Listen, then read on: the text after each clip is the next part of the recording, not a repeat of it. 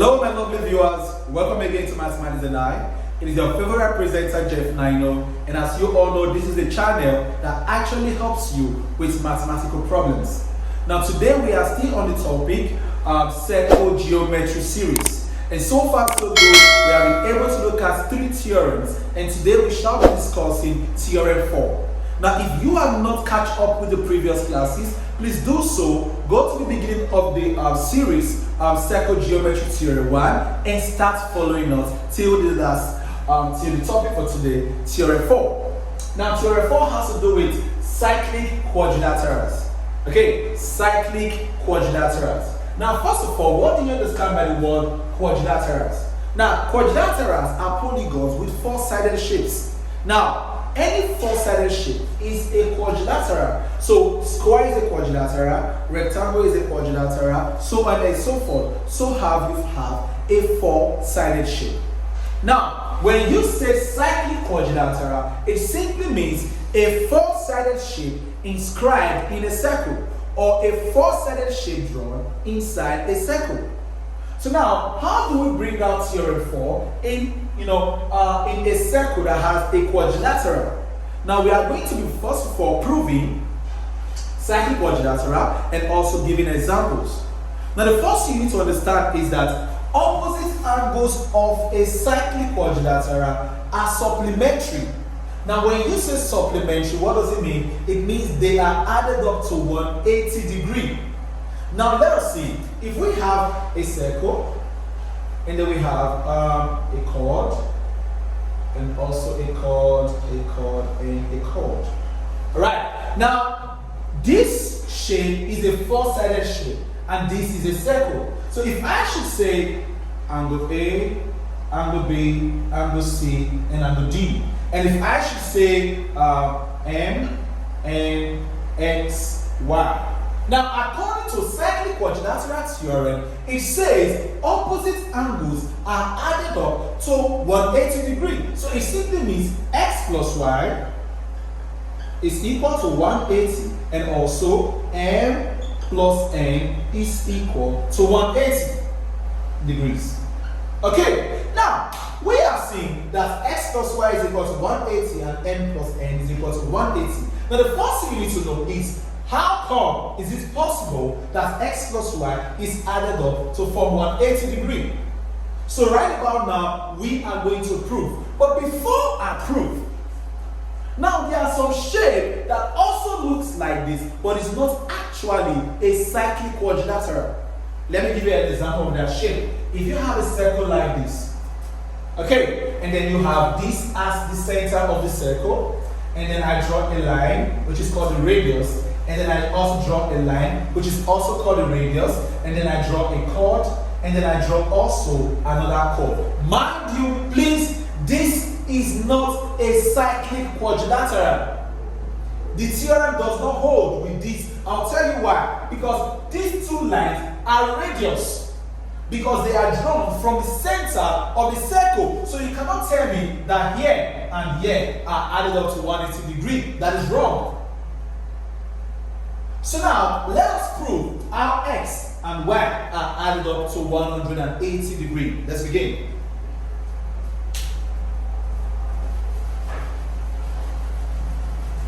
Alright, it means we are going to be using angle B and angle D. Let's forget about angle M and N. So drawing this again, we have this. This is a circle, sorry. And we have a chord. We also have another chord, and then we have another chord, and then we have another chord. Alright, now we will say this is A, B, C, and D. Okay, let us see what we can do. Now, don't forget we said here is angle X, and also here is angle Y. Now we want to show how x plus y is actually equal to 180 degrees. So let's do that. Now this is, let's say this is the center of the circle. Okay, now if we should draw a radius to this point, and then we draw another radius to this point. Okay, alright, this doesn't look fine. Let's make it, let me draw another. so that you understand proper. Now, let's say this is the center of the circle, and then I have a radius,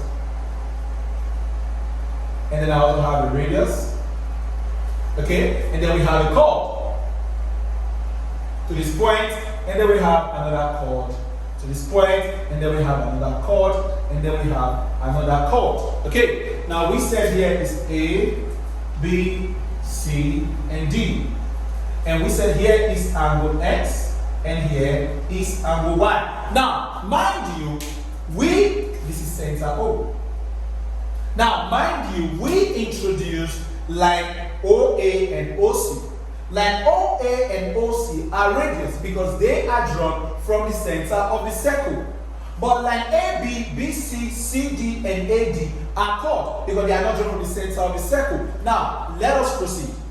We want to show that half x plus y is actually equal to 180. Let us proceed. Now, if you follow us from our previous classes, in Theorem 2, we discussed that angle at the center of a circle is twice the angle at the circumference. So it means if angle B is x, it means the angle here is 2x, according to the theorem. And also if angle here, is y, it means the angle here is 2y.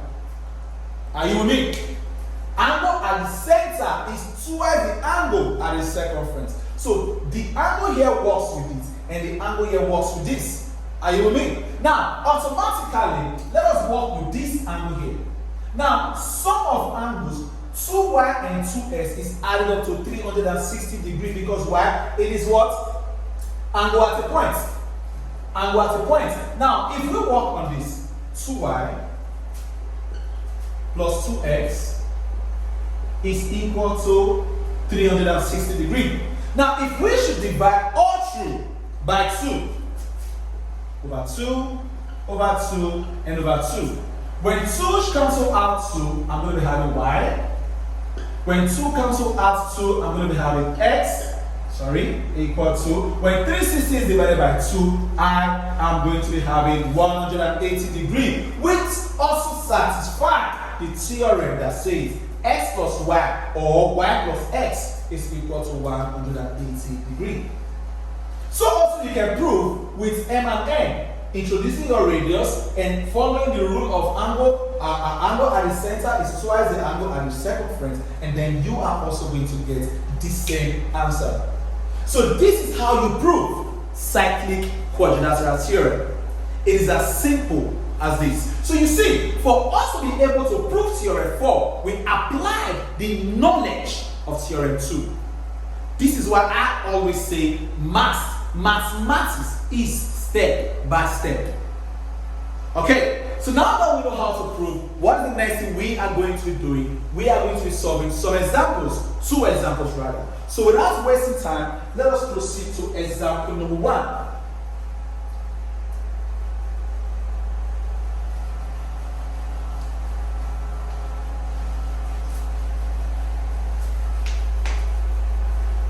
Okay. Find x in the diagram below. Now this is a diagram. Alright, we have a chord, and then we also have a chord, and a chord. And then here we have 30 degrees, okay? And then here we have x. Are you with me? So now, if this is angle A, angle B, angle C, and angle D. Now you all know that this is a cyclic quadrilateral, and as well we are going to apply theorem 4, which says opposite angles of a cyclic quadrilateral as they are added up to 180 degrees. So it simply means x plus 30, which is the opposite angle, is equal to 180 degrees. And of course, if we should collect like terms, we are going to get x is 180 degree minus 30 degree. Because if the positive 30 degree crosses the equality sign, it becomes a negative 30 degree. And so what do we have as our x? Our x becomes 150 degrees. Again, if we should solve another example, this is a circle, and we have chord, we also have chord, okay? Alright, and then we are told that here is equal to 2n plus 10 degrees. And we are told here is equal to, okay, let's say 60 degrees. And then we are told to find n. Alright, and then we have angle A, B, C, and D. Now we are told to find the value of n. It is simple. Opposite angles of a cyclic quadrilateral are added up to 180 degrees. So without wasting time, we are going to have this. The angle here is 2m plus 10. Now the opposite angle is 60, which is going to be added because they are added up. Now equal to 180 degrees, alright? Now we are going to be having 2m plus 10 plus 60 gives us 70 equal to 180 degrees. So if we also collect like terms, if plus 70 crosses the right hand side of the equation, we are going to be having minus 70. So here becomes 2n is equal to 180 degrees minus 70 degrees. Alright. Now 180 minus 70 gives us 110 degrees. 2n is 110 degrees. And of course, if we want to make n the subjects of the formula, it means we have to divide both sides by 2. So where do we divide both sides by 2? 2 cancel out 2. I'm going to be having n. Now 110 divided by 2 gives us 55 degrees. Of course, the value of n is 55 degrees. You see, this is basically how you can apply theorem 4, which has to do with cyclic quadrilateral, in solving psychogeometry problems. So class, we have come to the end of today's series on psychogeometry, and I hope you've learned something new. Now, if this is your first time joining us, you are welcome to the channel, you are welcome to our family, but please don't forget to subscribe to our channel, don't forget to share our videos, and also leave a comment in the comment section. Till we meet again, keep on listening to Mathematics and I. Bye for now.